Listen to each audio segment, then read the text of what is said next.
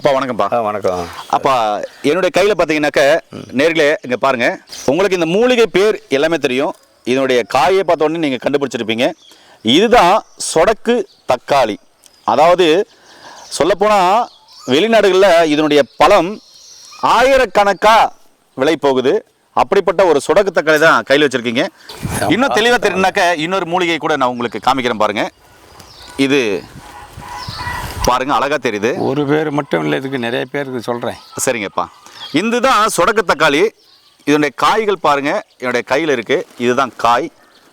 இதை உரிச்சும் அப்படின்னு சொன்னால் உள்ள பழம் இருக்கும். இதை வந்து நம்ம பார்த்தீங்கன்னா சாப்பிடலாம். பார்த்தீங்கன்னா சாப்பிடலாம். இது எப்படி ஒரு பாதுகாப்பாக இருக்குதோ, ஒரு பொக்கிஷம் போல், ஒரு பெட்டகம் போல் இருக்குதோ, இது மாதிரி நம்ம உள்ளுக்கு உறுப்பை பூராதும் பெட்டகம் போல் வைத்திருக்கோம். இது வைத்திருக்கோம். ஆனால் இது இப்படி தான் அந்த கேன்சர் உருவாக்குறது இதேமாரி தான். இந்த கேன்சருக்கு எடுத்த கை இது. இந்த மருந்து கட்டி நான் முன்ன எனக்கு வந்து துப்பாக்கி ராமசாமின்னு ஒருத்தர் இருந்தார். எங்கள் அப்பாவுடைய ஃப்ரெண்டு சாத்தப்படியில். அவர் தான் எனக்கு இதை கற்றுக் கொடுத்தாரு. சரிங்கப்பா. அவர் சொன்னது சொடக்க தக்காளின்னு சொல்லலை, இது பேர் நாங்கள் புட்லி தக்காளி, கோழி தக்காளி இப்படின்னு சொல்லிட்டு இருந்தோம். இதுக்கு குடல் தக்காளின்னு முழு பேர். குடல் தக்காளி. இது பாருங்க, உள்ள குடல் மரியாதை இருக்கும் பாருங்க, ஹோல்ஸு இப்படி தான் இருக்கும். நேர்களே இங்கே பாருங்க, நான் காமிக்கிறேன். குடல் தக்காளி. அதாவது இது குடல் தக்காளி ஏன் அப்படின்னு சொல்றாங்கன்னா, ஆட்டு குடல் இருக்குல்ல உள்ள, அதே மாதிரி ஓட்டையா இருக்கு பாருங்க. அவ்வளவுதான். இதுல பாருங்க, அப்படியே தெரியுதுங்களா? ஓட்டையா தான் இருக்கு. அதனாலதான் குடல் தக்காளி. சரிங்க. இத்தனை பேர் உண்டுங்க.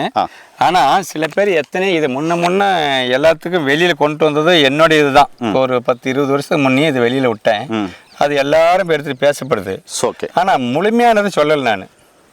கட்டிங்களுக்காகன்னு சொன்னேன், கேன்சருக்காகன்னு சொன்னேன். ஆனா இது எப்படி பயன்படுத்தணும்னு யாருக்கும் சொல்லலை. ஆனா அவங்க எடுத்துக்கிட்டு போறாங்க. சில பேருக்கு வந்து வரும், சில பேருக்கு வராத. காரணம் என்னன்னா, நிழல் பாடமாக உணர்த்தி அப்படின்னு சொல்லியிருப்பாங்க சித்தருங்க. நிழல் பாடமாக மூலிகை உணர்த்துவது எப்படி, நீங்க சொல்லுங்க. எப்படி இது வரைக்கும் உணர்த்திட்டு இருக்கீங்க எல்லாரும்? நிழல் பாடம்னா இங்க பாருங்கப்பா, இதெல்லாம் இப்படி கிள்ளிடுவோம். சரி. கிள்ளிட்டு பார்த்தீங்கன்னா நல்லா கழுவிடுவோம். சரி. கழுவில பூச்சி இல்லாம சரி நிழலா இருக்கிற இடத்துல அப்படியே காய வச்சிருவோம். சரி. காய வச்சுட்டு அதுக்கப்புறம் இது நல்லா காஞ்ச பின்னாடி பொடி செஞ்சு வச்சுப்போம். இதுதான் கேட்கவே கேட்காது. சரி, இவ்வளவு நேரம் வேஸ்ட் ஆகி போச்சு. ஆமா, இது வந்து நான் சொல்றேன். சரிங்கப்பா. இதை வந்து என்ன பண்ணும், இப்போ நீங்கள் எடுத்த மாதிரி பூராதும் இப்படி எல்லாம் கிள்ளி உடனே போட்டு உரலில் குத்துனீங்களா, அடை மாதிரி இருக்கும். அடை மாதிரி அதை மறுபடியும் ஸ்பேனில் உணர்த்தணும். உணர்த்தணும். இது உரல்ல போட்டு காய வச்சு குத்திங்களா, குடல் மாதிரியே ஒட்டிக்கும். போய் அதுக்கு தான் குடல் தக்காளி.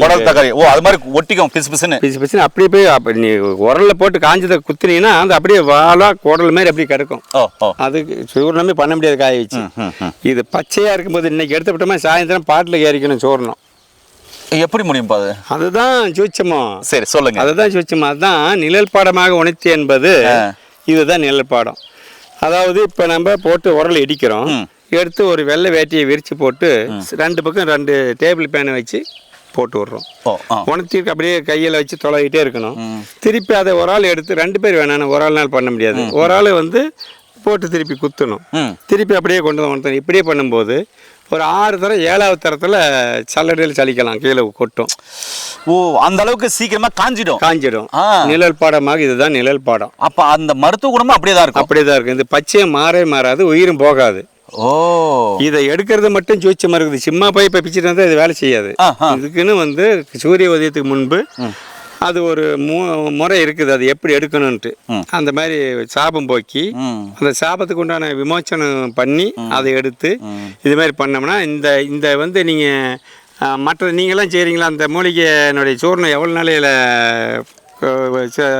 ஆயுள் காலம் இருக்கும்? அப்போ அதிகபட்சம் 3 மாதத்துலேருந்து 6 மாதம் வரையும். ரொம்ப நல்லா பண்ணுறவங்களுக்கு 1 வருஷம் அதிகபட்சம். 16ல் ஒரு தரம் ஒரு மூலிகை. இதே மூலிகை தான். ஆமாம், 2016ல் ஒரு தரமும் 2000ல் ஒரு தரமும் செஞ்சு வச்சிருக்கிறேன். இன்னைக்கு எத்தனை வருஷம் ஆகுது? எனக்கு கிட்டத்தட்ட அதை எடுத்துட்டு வரட்டுமா? போய் இல்லை அப்புறம் போய்க்கலாம். காமிச்சிடலாம். நேர்களே, அந்த அதாவது 2016லையும் 2000லையும் தயாரிச்சு வச்சிருக்கிறேன். இது எந்த மூலிகை இருந்தாலும் நிழல் பாடம் என்பது இது மாதிரி தான் செய்யணும். செஞ்சா உன் ஆயுள் காலம் பூரா வச்சிருக்கலாம். அப்ப என்னுடைய கேள்வி ஒண்ணுப்பா, இப்ப இதை சாப்பிடும் போது மனிதர்களுடைய உடலில் என்னென்ன மாற்றங்கள் ஏற்படும், என்னென்ன பிரச்சனைகள் சரியாகும்? அதாவது இந்த கட்டி, அதாவது கொழுப்பு கட்டியா இருக்கலாம், கர்ப்பப்பை கட்டியா இருக்கலாம், உடல்ல மேல இந்த உப்புரிதின்னு சொல்லுவாங்கல்ல, ஓடு உப்புரிதி கட்டி, அது குணமாகும். கர்ப்பப்பைக்குள்ள இருக்கிற கட்டி, அதாவது பிசிஓடி சொல்லுவாங்க, அது இந்த உடம்புல அங்கங்க வந்து இந்த மார்பு புத்து, எங்கெங்கெல்லாம் புத்து ஓப்பன் ஆகி இருக்குதோ அந்த அத்தனை புத்து நல்லா பண்ணும். ஆனா இது சூட்சமும் இந்த சூர்ணம் செய்யற விதம் தான். Okay okay. இது மாதிரி செஞ்சோம்னா நிழல் போட இதுதான். எடுக்கும் அளவு முறை என்னப்பா? எடுக்கும் அளவு முறை வந்து உடல், அதாவது என்ன சொல்றாங்கன்னா, இடப்பாகமும் புடப்பாகமும் கணக்கோடு ஆராய்ந்து நல்ல குருவறிந்து அதை கொடுக்குன்னு சொல்லிக்கிறாங்க. நல்லா கொஞ்சம் பாடியாக தாட்டியமான உடம்பாச்சும் 1 ஸ்பூன் பெரிய பொண்ணு எடுக்கலாம். கொஞ்சம் உடம்பு ரொம்ப வீக்காக இருக்கிற பொண்ணு வந்து அரை ஸ்பூன் எடுக்கலாம் அந்த உடம்புக்கு. அது மாதிரி எடுத்துக்கணும். Okay okay okay. இது இவ்வளோ நாள் எடுக்கணும், எத்தனை வேலை எடுக்கணும்? இது காலை மாலை சாப்பாட்டுக்கு முன்பு, ஆனால் பத்தியம் இருக்கணும் கடுமையாக. புளி, கருவாடு, மீன், முட்டை, இந்த கறி இதெல்லாம் சாப்பிடவே கூடாது. அப்படி அந்த மாதிரி உப்பை வந்து வறுத்து தான் போட்டுக்கணும். சுட்ட புளி வறுத்து உப்பு கூட்டுறான்ட்டுருக்குறாங்க. அதுமாரி பண்ணால் கண்டிப்பாக குணமாயிடும். இது ஒரு மண்டலம், என் விவரத்தில் 1 மண்டலம் 2 மண்டலத்துக்கு மேலே யாருக்கும் தரல. அதுக்கு மேலே இருக்குது. ரொம்ப ரணம் அதிகமாக இருக்குதுன்னு சொன்னால் ஒரு 6 மாதம் வரைக்கும் எடுக்கட்டுமே. இப்போ என்ன போச்சு, இது எவ்வளோ வேலை ஆகிடும்? ஒன்றும் இல்லை. அப்புறம் நேரிலே ஐயா என்ன சொல்ல வர்றாருன்னா, அதாவது இன்னைக்கு கொழுப்பு கட்டி, அதுக்கப்புறம் கர்ப்பப்பை நீர் கட்டி, நார் கட்டி, இது மாதிரி கட்டிகள் இருக்குல்ல, இதெல்லாம் சரி பண்றதுக்கு அற்புதமான மூலிகை, ஒத்தை மூலிகை, ஒற்றை பிரயோகம் இது. இது ஐயா சொன்ன மாதிரி நீங்க நிலக்காய்ச்ச போடும்போது காலையில் எடுத்தீங்கன்னா சாயந்தரத்துக்குள்ள நீங்க மூலிகை பொடியாவே தயாரிச்சிடலாம். அது பல வருஷங்கள் ஆனாலும் கெட்டு போகாதுன்னு சொல்றாரு. இதுதான் நம்முடைய முன்னோர்கள் முதற்கொண்டு சித்தர்கள் முதற்கொண்டு கடைப்பிடிச்ச அந்த வழிமுறைகள். அந்த இன்னொரு இதையும் சொல்லிடுறேன். இப்போ இது ஏன் இந்த சாப மூலிகைக்கு வந்துச்சுங்கிறத இப்போ பேசினா தான் அதுக்கு விலை வரும். கண்டிப்பா அதை சொல்லட்டுமா? அதாவது இந்த மூலிகைகளுக்கு ஏன் சாபம் வந்துச்சு? அகத்தியர் வந்து நான் தான் பெரிய ஆளு அப்படின்னு அகத்தீங்கிறது வேற, அதாவது ரொம்ப அகங்காரம் கொண்டு நடந்தாராம். அப்போ சிவபெருமானும் பார்வதியும் பார்த்துட்டு, இந்த அகங்காரம் எங்கேயே கொண்டு போய் விட்டுரும், இதை வந்து அகங்காரத்தை ஒடுக்கணும், தீயாக மாற்றணும் அப்படின்னு வந்தாராம். வரும்போது இவர் என்ன 19 லட்சம் மூலிகை, நம்ம சாப்பிட்ற மூலிகை 19 லட்சம் மூலிகை, அத்தனையும் வந்து இவர் எல்லாம் எடுத்து ஆராய்ச்சி பண்ணி பார்த்துட்டு, ஆஹா நம்மளுக்கு மேலே பெரிய ஆள் யாருமே இல்லைன்னு உயர்ந்த மலைக்கு போகிறார். அப்போ தலகணமும் ஆணவமும் அபச்சரிக்கையும் கொண்டு போறாரு. அதை ஒழிக்கணும்னு இவங்க என்ன பண்றாங்க, வயோதிக ரூபமா, வயோதிகன்னு கிழவ ரூபமா, கிழவி ரூபமா அங்கே மாற்றி வராங்க. என்னப்பா போரிய பார்க்கலான்னு சொல்லி இவங்கெல்லாம் சேர்ந்து 2 பேரும் பேதியை உண்டாக்கி விட்டாங்க. கால்ரா பேதி, ஊழி பேதியை உண்டாக்கி விட்டாங்க இவங்க 2 பேரும். ஆனால் என்ன இப்போ இதுக்கெல்லாம் ஒரு எத்தனை மூலிகைலாம் கரைச்சி கொடுத்து வச்சுக்கிறோமில்ல, இதில் ஏதாவது ஒன்று தான் போதும், அத்தனையே எடுத்து சாப்பிட்டு பார்க்குறாரு. அவளை இவர் தான் பிடி விட்டாரு. அப்புறம் இதுக்கு மேலே வந்து அப்படியே ஒரு சினம் கொண்டு ஏறி நம்ம மலைக்கு மேலே ஏறி உளுந்து தற்கொலை பண்ணிக்கலான்னு போறாரு. அப்போதான் இவங்க வயோதிக ரூபமாக வந்து, என்னப்பா பேதி ஓடுதா அப்படிங்கிறாங்க. அப்போ ஒரு குறுகுறுன பார்வையில் பார்க்குறாரு யாரு, அகத்தியர். ஆமாம் அப்படிங்கிறாரு மல்லுங்குள்ளுமா. சரி நான் ஒரு மருந்து கொடுக்குறேன், நீ சாப்பிட்றியா அப்படிங்கிறாரு. இவரு 19 லட்சம் மூலிகையும் கரைச்சி குடிச்சுட்டு வந்திருக்கிறாரு. இவருக்கு போய் மருந்து கொடுக்குற, சரி அப்படியே அவளும் அடக்கிக்கிட்டு, சரி நம்ம சாவலான்னு போகிறோம், எதோ கிளவி சொல்கிறாங்களே இது என்ன ஒன்று கேட்டு பார்ப்போமே அப்படின்னு ஒரு குரல்ல, சரி அப்போ தான் கொடுங்கன்னாரு. அப்போ கையில் என்ன வச்சுக்கிறாரு, திருவோடுங்கிறது மண்ணால் செய்தது, கும்பாராடு செய்து கொடுத்தா மண்ணோடு. அதை ஒடிச்சாரு படக்கணும். அதை சத்தியவாக்க வாங்கிட்டாரு. மேலே பாருப்பா, நீ நம்பிக்கையில்லாத பண்ணுற, உனக்கு உடனே நிறுத்தி போச்சுன்னா நான் சொல்கிறத நீ கட் பண்ணணும். நீ கேட்டதை நான் நடத்தலைன்னா நீ சொல்கிறத நான் கட் பண்ணணும்னு ஒப்பந்தம் பண்ணிக்கிட்டாங்க. ஏன்னா அந்த காலத்தில் சொல்வாக்கு சரியாக இருந்தது, கொடுத்த வாக்கு காப்பாற்றணும். சரின்னு ஒப்புக்கொண்டுக்கிட்டு இந்த ஓட்டை பிடிச்சி படக்கனை உடைச்சி இந்த ஓட்டலில் உள்ளக்கிற ஓட்டலில் எச்ச துப்பி தன்னுடைய எச்ச துப்பி உறைஞ்சாரு. இப்படி உறைஞ்சி சந்திரமே வந்துச்சு, அந்த ஓட்டை வலிச்சு கையில் இந்தா சாப்பிட்னு கொடுத்தா சாப்பிட முடியுமா? அப்ப ஒரு கோவத்துல அப்படி பாக்குற, என்ன பாக்குற, சத்தியம் சாப்பிடு அப்படின்னு. சரி நக்கினா உடனே நின்று போச்சு. அப்ப இவர் என்ன பண்ணாரு, இதுக்கு முன்ன போகும்போது எனக்கு உதவாத மருந்து ஒண்ணு கூட ஆகக்கூடாது, பிடி சாபத்தை மனிதருக்கு யாருக்கும் ஆகாதுன்னு சாபத்தை கொடுத்துட்டு வந்துட்டாரு. அதனாலதான் மூலிகை வந்து சாப நிவர்த்தி பண்ண. ஆமா ஆமா, அந்த சாபம் வந்தது அதனாலதான். அதை கொடுத்த பின்னாடி தான் அந்த சாபத்தை நிவர்த்தி பண்றதுக்காக தான் இவர் இந்த நாடகம் ஆடுறாரு. ஆச்சா, என் 19 லட்சம் மூலிகையும் வந்து இந்த பேதி நிறுத்தலையே, நமக்கு உதவாது யாருக்கும் உதவுதாது, பிடி சாபத்துன்னு கொடுத்து போயிடுறாரு. சாபம், மூலிகை சாபம் இது. அதை நிவர்த்தி பண்ணுறதாக இவங்க 2 பேரும் வயோதிக ரூபமாக எடுத்து இந்த திருவள்ளையாடல் ஆடி இவங்களை இந்த பேதியை உண்டு பண்ணது இவங்களே, இந்த பேதியை நிறுத்துறது இவங்களே. அப்போ மண்ணோட்லேயும் இன்னைக்கும் சூட்சமாக இருக்குது. பழைய காலத்து மண்ணோடு இருக்குதுல்ல, அதை இந்த மாதிரி உறைஞ்சி உதரப்போக்கு போறவங்களுக்கு கொடுத்து பாருங்க, நல்லாகும். உடனே நிற்கும். ஆமாம், அதுக்கு அதுவே சான்று. ஆமாம் ஆமாம். அப்போ அவங்க அதான் செஞ்சாங்க. உடனே பேதி நின்று போச்சு, ஊழி பேதி. ஆஹா, நீ அப்படி திகத்தை போய் பார்க்குறாரு. என்ன பார்க்குற, நின்று போச்சா இல்லையா? 2 பேரும் செய்தட்டு ஒப்பந்தத்தை இப்போ நிறைவேற்றணும். இப்போ நீ கொடுத்துட்டு வந்திய சாபம், இது எப்படி விமோசனம் சொல்லு. பின்னாடி வர சந்ததிகளை வந்து வேணுமில்ல. ஆமாம், அதுக்கு என்ன வழி இதை சொல்லு. ஐயனே நீ யாருன்னு சொல்லு, அப்புறம் நான் சொல்கிறேன்னு இவர் மக்கரம் பண்ணுறாரு.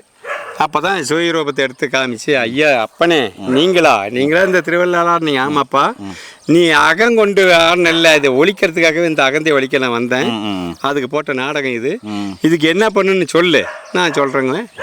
இதுக்கு மேலே அதான் அந்த சக்தி சாபம் நிவர்த்தி, அதுக்கு ஒரு மந்திரம் இருக்குது. அந்த மந்திரத்தை சொல்லி ஒன்றையும் சொல்லி எண்ணியும் பேர் 2 பேரும் சொல்லி எடுத்தா சாபை விமோசனம் போகணும்னு சொன்னார். அதுக்கு தான் இது. இந்த மூலிகைக்கு சாபத்துக்கு விமோசனம், இந்த சாபத்துக்கு விமோசனம் பண்ணணும்.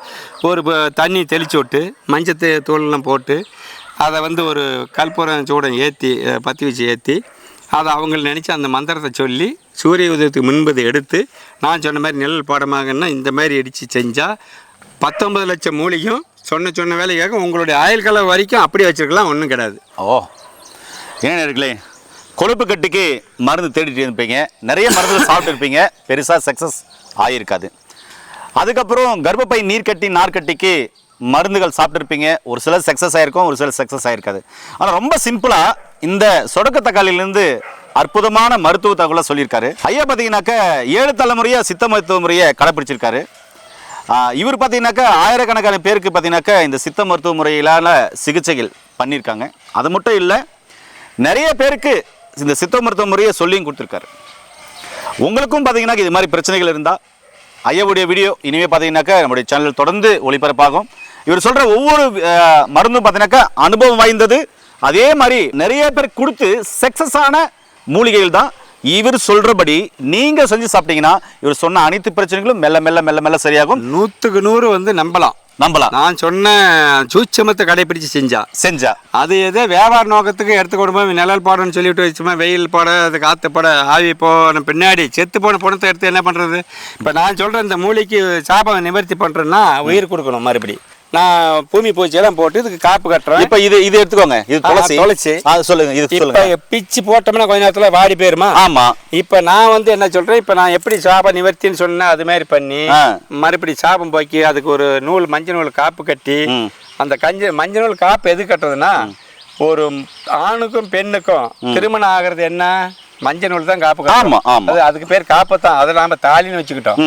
அதை எப்போ கட்டின பின்னாடி அந்த கட்டினதுலேருந்து காலம் பூரா அந்த பெண்ணு அந்த ஆணுக்கு தான் உரிமை, அவளுக்கு தான் வசப்படணும் அப்படின்னு இருக்குது இல்லை? அது போலவே இதை வந்து இது எல்லோருக்கும் கிட்டாதப்பா வல்லவர் சொன்னார், விட்ட குறை தொட்ட குறை ஆனகள் கோடியிலேயே ஒருவருக்கு கிட்டும் பாரு அப்படின்னு எழுதியிருக்காங்க.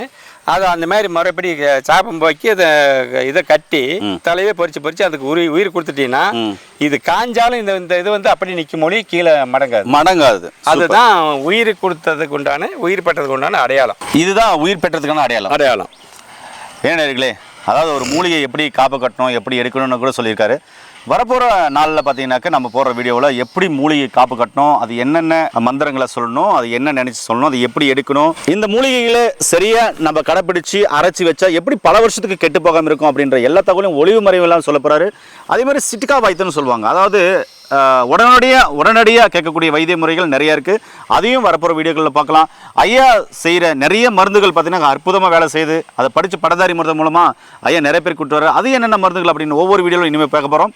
ஸ்கிப் பண்ண பாருங்கள். மீண்டும் இன்னொரு அருமையான பதிவில் உங்களை என்ன சந்திக்கும் வரை உங்களுக்கு இந்த விடை குடும்பத்தில் ஒருவனாக உங்கள் அன்பு சோனாரிதாஸ். நன்றி, வணக்கம். வணக்கம்.